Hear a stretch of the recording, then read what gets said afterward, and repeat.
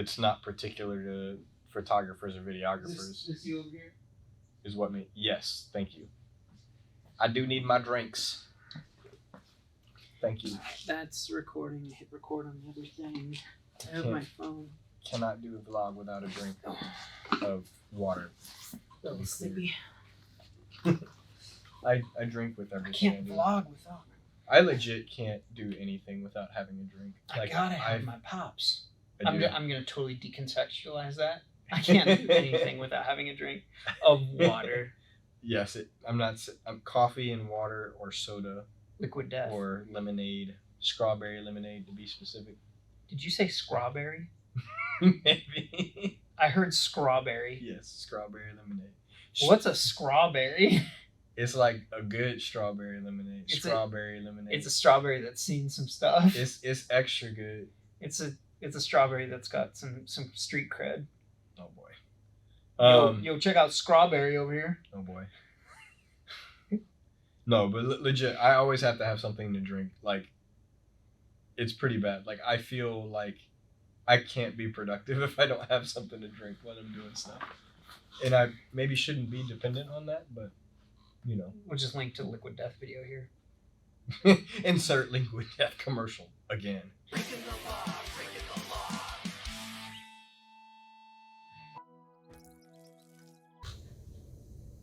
Another non-sponsored shout out. We need to get a Bellevue commercial to insert.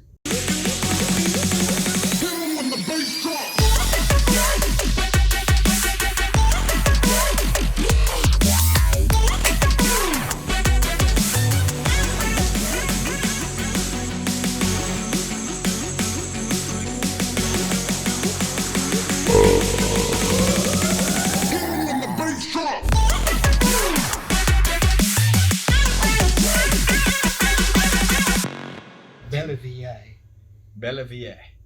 Sparkling water. It's French. It sounds fancy, but it's definitely like almost the off-brand version of a lot of other things. It's Italian for I'm cheap. And delicious. If you've ever wondered, like, etiquette, what's the etiquette for interfacing with a photographer?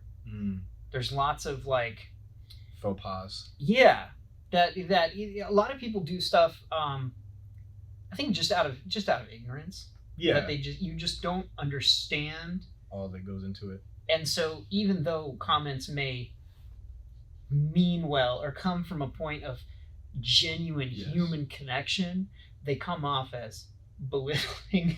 So in other words, we're going to tell you to stop it. How to interface with photographers, but in a nice way. We're not trying to belittle you for belittling us, but we are trying to be helpful and educate, and we might do it in a comedic way at times. And that's fine. So one of the things I would say, probably the first thing that you shouldn't do when it comes to interfacing with a photographer, you spot a wild photographer appears. Mm-hmm. And you say, what do you say? I like your cat pictures. Can you shoot my wedding? No. The photographer has disappeared. No, but one thing, like, what's one thing that kind of peeves you when it's like, as far as like, when people talk about photographers, they say this thing, and you really wish they wouldn't. I will not throw any particular person under the bus, and if they hear this, I'm sorry. I might. I'm using you as an example, but I did have someone close to me when we were working on an event go, some of us are actually working. They were doing Ouch. labor intensive stuff, but they saw you taking photos and said, because some of us are actually working. This was a more family oriented event versus like, paying customers. So I don't think any paying customer would actually say something like that. But I know a lot of people feel that way about our industry, that it's kind of the easier job, the fun job, oh, that's nice, that's cool that you get to do that. Mm-hmm. Some of us actually have to work for a living. Right. The sentiment, which I jokingly responded to them 3 or 4 weeks later when they were all done with what they did the event. It was over, and Right. I was like, must be nice not to be working on this event anymore. And But we did it in jest. It was we both laughed and made our point. But. It's like when you have that, it kind of, and I feel like that person would probably put that frame of reference on like anybody who's like, they were able to say that to you because of the personal relationship that they had there. But I feel like that sentiment is something that gets in some placed people's minds on really anybody in our industry, right? And that people have a tendency to kind of think if somebody is a certain type of photographer, that they're all this way. Yes. Like the I'm a bit of a, what is it from Spider-Man? I'm a bit of a photographer myself. You know what I mean? Yeah. I literally just watched that the other night. It's hilarious. My favorite is the one, we have to throw it in the thing so that people can see it. But have you seen the meme with it has the family size Oreos, and then it has what's his name? The actor, Green Goblin. Oh yeah. Why can't I think of his name right now? Oh, there it goes. William Dafoe. Yes. So it's got the picture of family size Oreos, and it says William Dafoe, and he's like chubbied out, and it says, I'm a bit of a family myself. It's one of the greatest memes out there. That's hilarious. But that's how I feel. But people have this tendency to lump one photographer in with every other type of photographer. So this has happened to me too, where somebody says, like, sees the gear that I have, or they're seeing me shoot an event or something like that, and they're like, oh, I do photography as well. Like I have a camera. I take pictures of this, my kids' sports games.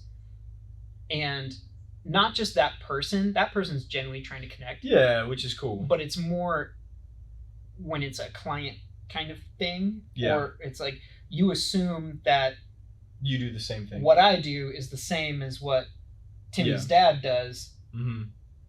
And it's not. Yeah, well, to clarify, it's because I'm trying to get you to your point, which is that's your point, which is don't lump us all together. Oh, I see. I thought you were talking about things that people say, so I was starting on the second point. So then I was like, why would you start on the second point? Because you asked me about stuff that people say, and that was like, well, I was trying to tee you up so you can say, oh, you're the same as everybody else. Yeah, which didn't flow well because I started literally with, it must be fun to take pictures for a living. Right. I'm trying to put you first. I'm trying to prefer you.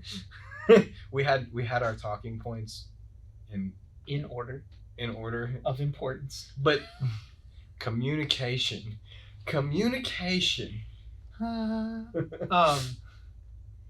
So your point is. My point was. Then we'll get to my point. Yeah, sorry. We'll start later. We'll start with point 2, and then we'll get to point 1. So we're gonna do some fun editing, or maybe we won't. Maybe we'll just leave the awkwardness. You get to edit this one. Oh boy. So I think a lot of people look at photographers, and it will transition well into the next one. But they don't see all that goes into what we do, and so it seems like a fun and easy job. That must be nice. You get to take photos for a living. Yeah. Like, and I can imagine, like, you're watching a guy walk around and, like, you have no idea everything that's floating through our minds in a given moment, which is why some photographers or videographers especially try to package out their stuff to, like, look like a big deal, because they know that, people are going to think they're not doing much of anything if they don't bring a big package with them. You're exactly right. It's to look more impressive so that people think that what you're doing is hard work. Yeah. But what they don't realize is sometimes the amount of, like, when you have to hold a position and your legs start trembling because you're basically doing a squat or a wall sit for 5 minutes while you're waiting for the right shot. Yep. And you can't move because you're waiting for that shot. Yeah. Well, not to mention you're thinking about all the lighting, all the color, all the, every setting on your camera. that you have to get just it's right like to get the right with shot. the math like coming through the thing. That's literally what it's like. Yeah. Is I'm thinking, timing, what's happening next, when is this person moving. That's in event space. There's a lot more of that where it's unpredictable. Weddings and things like that. Yeah, it's slightly different when you're doing like tabletop work, product work, right. But still, then you're doing that beforehand. But then you're doing even more minutia of like that hair, that reflection, that tiny minuscule detail. We need a little bit more light there, shadow there. Like we need to rotate just so slightly. Yeah. I need to move my camera higher, closer, like tighter. Like you're like rapid fire running through all that stuff in your mind before you ever get to click. Yeah. And all the person in the room sees is this. Click. Yeah. They don't see all the mental, physical gymnastics that are happening inside your brain. And then the sentiments that come out, people say, oh, it must be nice to take pictures for a living. Which it is. I mean, we enjoy what we do. Yeah. But it's work. That's legit 10% or less of what we do. Yep. 90% is sitting in front of the computer doing the processing side of things, or it's talking with our clients, you, the client, via email. It's doing accounting. It's running a business. It's paying taxes. It's paying payroll. It's doing logistics. It's doing errands. Main difference between us and probably most other business that people think of as like, oh, a business is one that sells a thing. It's a goods related service. I pay you money, you give me a thing.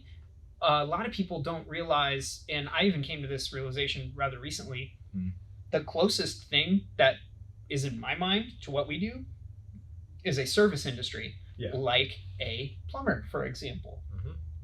I call a plumber when I don't know what to do and I have a problem with something I don't understand. I'm fine paying them whatever they're going to charge me for that service call to come out and turn one screw on my toilet and go, yep, it's good. For $150. Legitimately, 100%. Like, I did that a couple of weeks ago. And now I'm a relatively handy guy.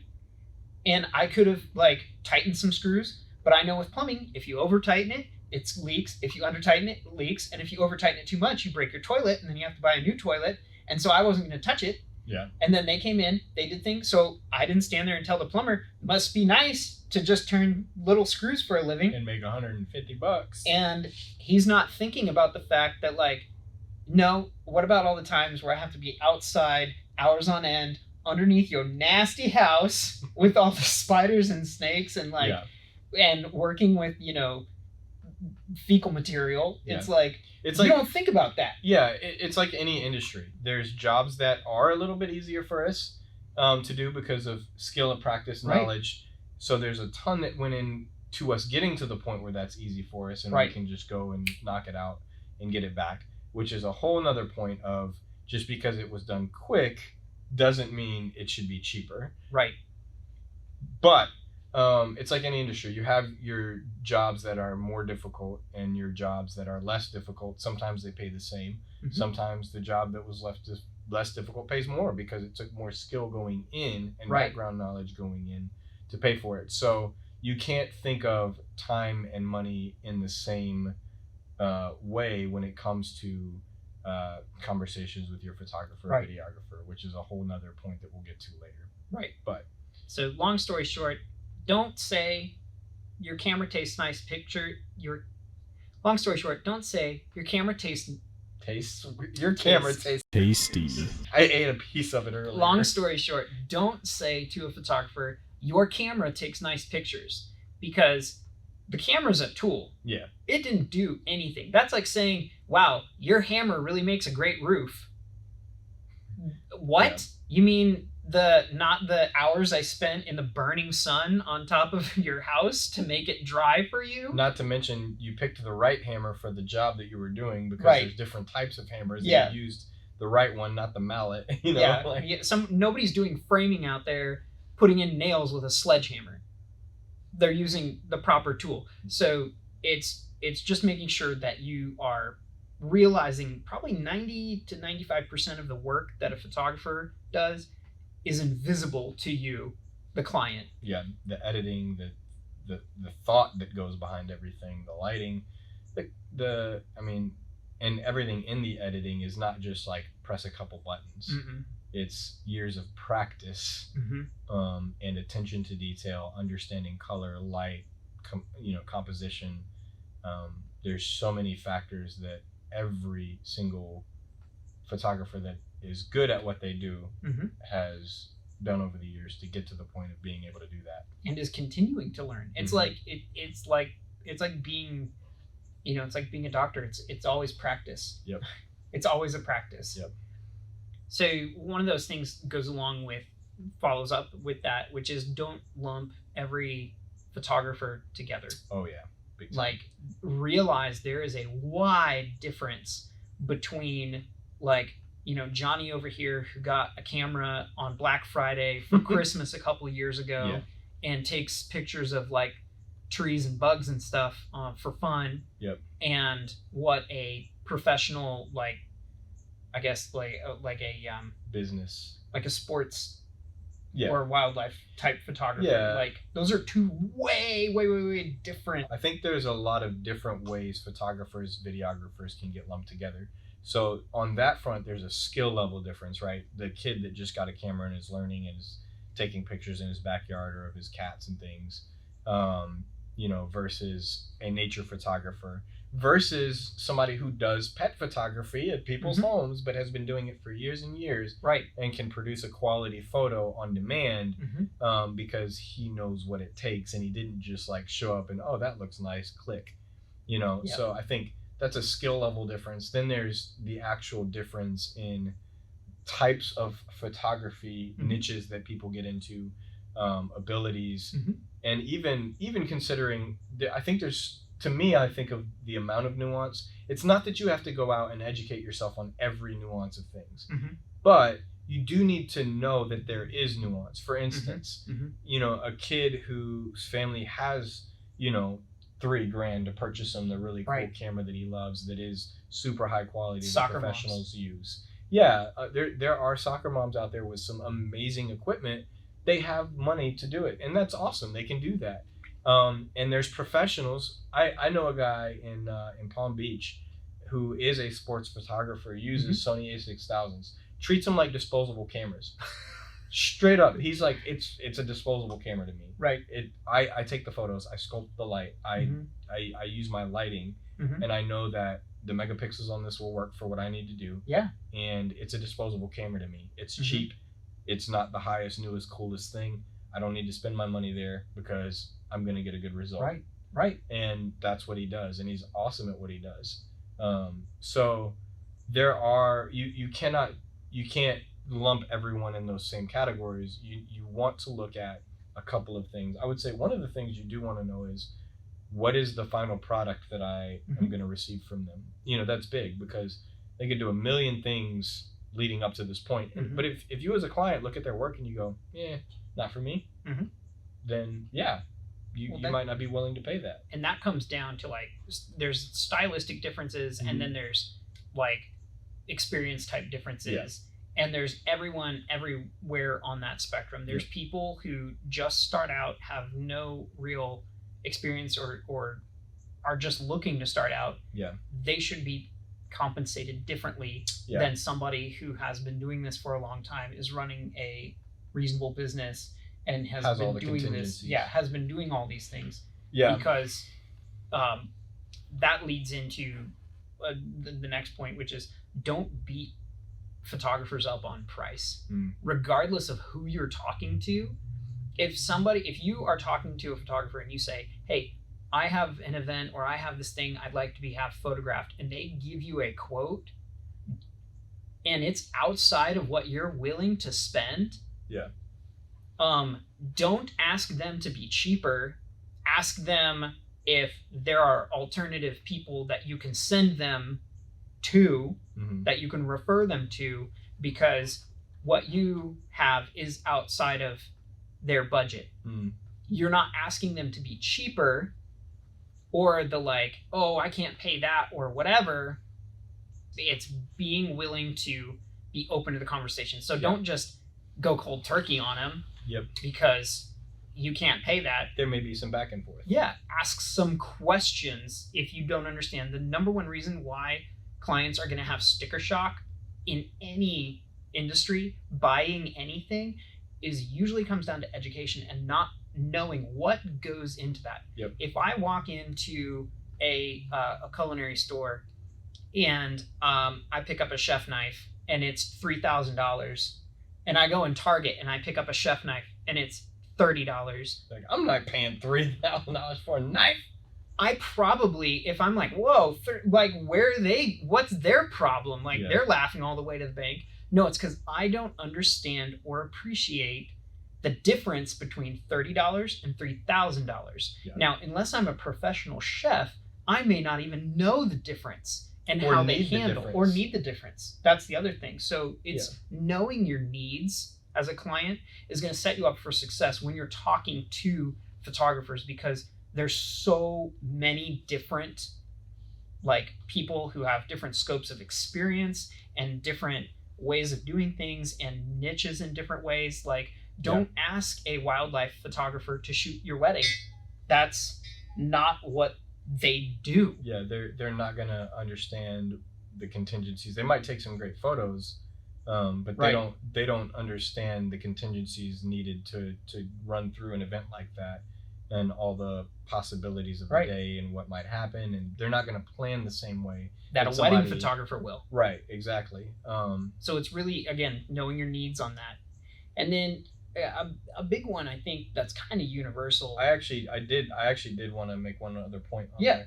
It's more of an anecdote. It's like a story, but a really good example that I think about for me is I was doing $50 headshots for a long time and things like that, and not just like bang bang bang, take 3 pictures, here you go.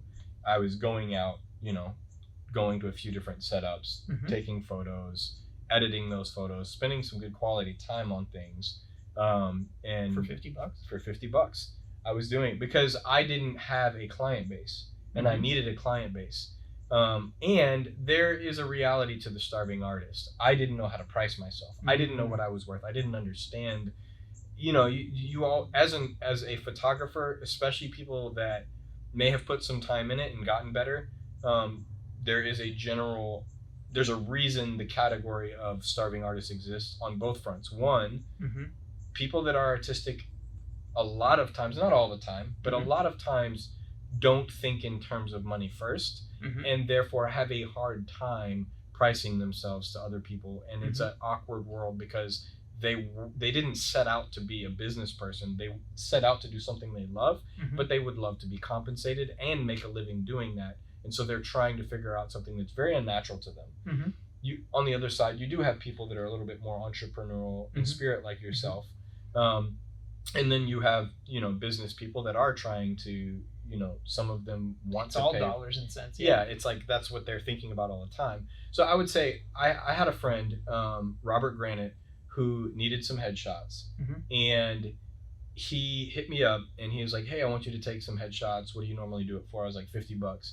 And he told me, he said, you know what? I know the going rate for headshots is around $200 for what I'm asking you for. I'm going to give you $200. Right. And he paid me what I was worth, even though I didn't ask for that. Because he understands business. He was honest about it. And he said, you know what? This is what's actually fair for what you're doing. I'm not just going to get by because you're a friend and because you'll do it for $50. Right. I'm going to pay you what you're worth. And that boosted my confidence and my ability to go, you know what? Like, okay, I guess what I'm doing is worth this. Yeah. And I should be charging this. And he was the first person willing to tell me that. And then not just tell me that, like, oh, you should be doing it more, but I'm going to take it for $50. Yeah, I'll still give you 50, but yeah, you shouldn't do this for 50. But he was very thoughtful and he paid me what I was worth. Right. And he informed me that was what I was worth. Now, you as a business person, if you're realizing you have somebody that, man, like what they're turning out for me is worth its weight in gold, and they don't realize that, I'm not just going to take advantage of them. Right. I'm going to pay them what they're worth. Otherwise, guess what's going to happen? You're going to burn them out. Yep. And then you're that flow of amazing content that you're getting for basically free. Yeah. Is going to end because they just can't keep it up because they can't sustain it. Yeah, exactly. And it's the same like when I had a very good friend of mine did our wedding photos when we got married, and I told her, I said, do not give me the friend rate. Like, I am going to pay you your going rate. Yep. Because that is what you're worth, like you said. And that's the biggest thing that anybody who's hiring a photographer can do is don't just go looking for the cheapest option always. Like, go out there, do your research, get some bids, realize what your kind of market is for what you're asking. And like Lenny said, you should see a general trend wherever you are geographically of the service I'm asking for seems to trend between this value and this value. Yeah. And don't assume that, oh, I found this lowest one, that means everybody should be. Yeah. Well, it's like, oh, well, so-and-so's doing it for X. Yeah. It's like, okay, if this guy lives at home, is 20 years old, is just getting into the industry, has his camera or whatever, he should be charging less than this guy who has his own business, has his own storefront, has been doing it for over 10 years, has a client base.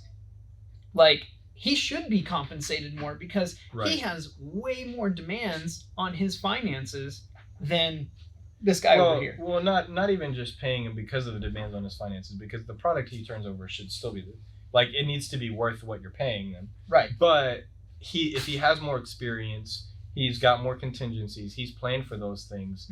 That's what's worth there should be money, the value there. Now, this is where I'm going to say there could be little to no difference technically in the end result product that you as a consumer can tell. The difference comes in how that person is handling client interactions. Yeah. What is their business sense? Yeah. What is it's the same reason people pay to go to Chick-fil-A versus McDonald's. Right. It's the experience. Yeah. It's there's a safety there. Yeah. That you experience in the transaction that gives you as a client comfort that they are going to take care of me. They know how to take care of me, and they've planned well in order to do that. Right. It's the same as like you were saying, Chick-fil-A or McDonald's, or why somebody would go to like a Starbucks versus like a local shop is because they know if I walk into any Starbucks in America, my drink's basically going to taste the same. Versus like somebody, it's like, oh, I might not go to like some coffee shop because I went to this one and it didn't really like how they did the thing. There's variance there, but know the difference.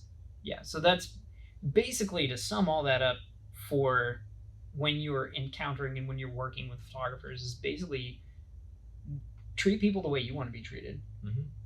Yeah. I mean, if you have a business, you don't like it if people nickel and dime you or ask questions that you go, what? Like, no, like that doesn't make any sense at all. Like, this is just business. This is how this goes. Like, you don't have the plumber come to your house and he fixes your thing and says, all right, service charge will be $150.